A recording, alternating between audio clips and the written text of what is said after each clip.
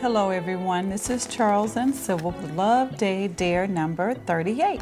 And day number 38 says, love fulfills dreams. Delight yourself in the Lord and He will give you desires of your heart. And our verse for today comes from Psalms 37:4. And you know, I've got to admit now, this is one of the things, Sybil, that I probably had one of the toughest challenges with in our relationship. It's just that whole idea of dreaming, because coming up as a child, dreams were somewhat painful and never really understood or got a handle on how to do it. And so many of the things that I thought I wanted, man, seems like I already had. And so you have that ability to just keep dreaming and dreaming and dreaming. And I had to learn, and I still learn, how to support her in her dreams.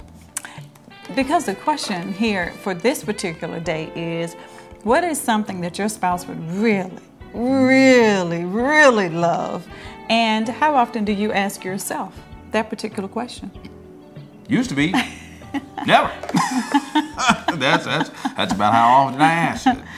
Never. Because I figured, hey, if I had everything I want, she was with me. I was everything she wanted, so we must all feel right nice. But I found out later on that that wasn't the case. And at first it sort of bothered me, quite frankly. But then I realized, hey, we all have dreams separately and together. And it's our responsibility as a spouse to help support and oftentimes lean on our spouse's ability to dream and potentially see a future that we don't see right now. Well, but the thing is that, common sense will tell us you can't give your wife or your husband everything that they want. Right. That you have budgets, you have account balances that create those boundaries. But you also have to be reasonable and rational about them also. So I used to say that a happy life was a happy wife. And I don't say that anymore because I realized that a happy wife can kill you. Trying to keep someone happy is almost impossible on either side of the fence. That's true. And I realized that a joyous wife in the Lord is a happy life, because now there are internal boundaries that both of you all have. But even though we're talking about boundaries, and I understand we're in this tough economic time, as people want to say, but every now and again, when you're able, love just needs to be extravagant. Oh, absolutely. You just need to go all out. Do something sweet. Do something sweet that she didn't expect. That she knows that you love her, but he probably wouldn't do that. That's the thing you need to do. Well, that'll buy you some hubby points that you just couldn't pay for. Get you some biscuits and everything. I'm little syrup, brownies. But when we talk like that as adults, and especially we've been married 20 years, when people hear us talking like that, do they think, well, that's kind of teenagery? We got to grow up. We got to come into the real world.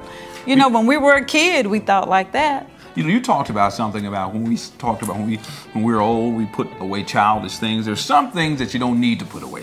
You don't need to put away your ability to dream. Understand that. Now, you need to put away you're mad at your mama and your dad. You're mad at all these other folks that you had as a child. Those things you really do need to put away. But dreaming today, we own a home. God has blessed us with a really nice home, but we went out looking at a house.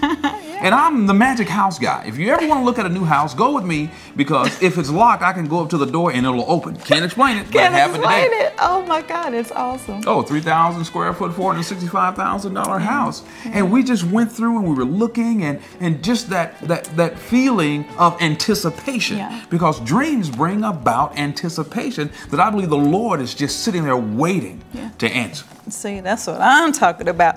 But the thing about it is, if you're getting ready to begin to fulfill those dreams, or even begin to ask the question, sometimes we don't really feel like it, especially if your marriage is in trouble. You don't feel like dream. Psh, you better go to sleep. You better dream. And You're getting on the nerves. But if you'll put your heart into it, and no matter what the cost, be it small or large, if you put your heart into it, we always say, what comes from the heart reaches the heart. Transcend self. Yeah.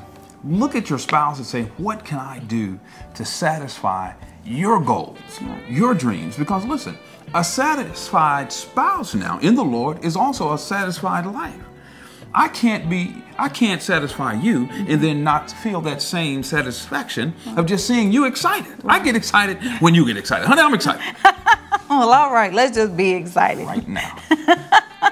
And they mentioned that hasn't God's love met the needs in your heart that once seemed out of the question? You know, things that you never thought you could have, some emotional need, mental need, physical need, and just any other kind of needs you can think of. But you know, he looked at you and he said that even though we have regrets because of how we've acted and how, you know, we haven't followed his commandments, then he still said, you know, come back to me. Oh. And they use this verse, Ephesians 2:4-5. God, being rich in mercy because of his great love with which he loved us, even when we were dead in our transgressions, made us alive together with Christ. So no matter what you've done, God's love still reaches down to you and will fulfill a dream. Oh, I'm tingling all over.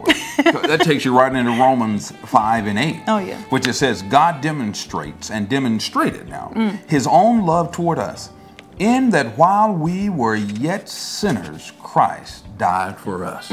So even when we didn't appear to be lovable, you know what? The dream of us being saved, the dream of us being whole and complete through his son Jesus was enough for him to still reach out and give us that bridge to cross over to him. And that's what happens with us. You've got love that's going to provide a bridge that's going to allow you to cross over to your spouse's dreams and then come back across together. Well, you know, he's our model. Absolutely. You know, he paid the price, so you know we don't have anything to worry about.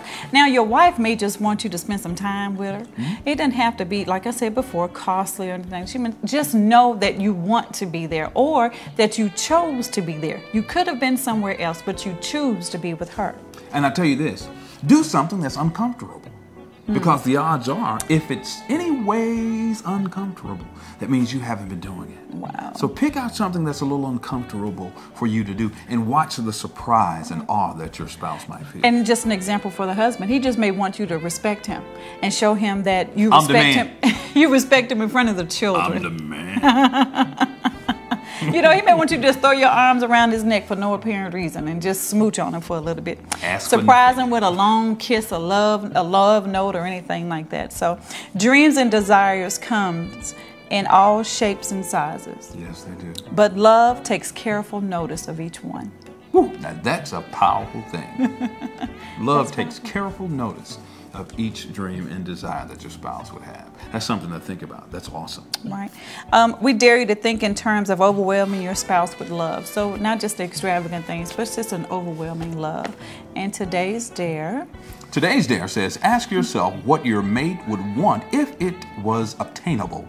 Commit this to prayer and start mapping out a plan for meeting some, if not all, of their desires to whatever level you possibly can. Woo! I'm telling you. And tomorrow's Love Dare 39 symbol is? Love endures. It's strong. So just remember, endure till tomorrow when Striking Conversation is going to come back to you. Remember, we're live on YouTube, Facebook, Twitter, MySpace. Wherever you are, we're not far from you. We love you. Bye-bye.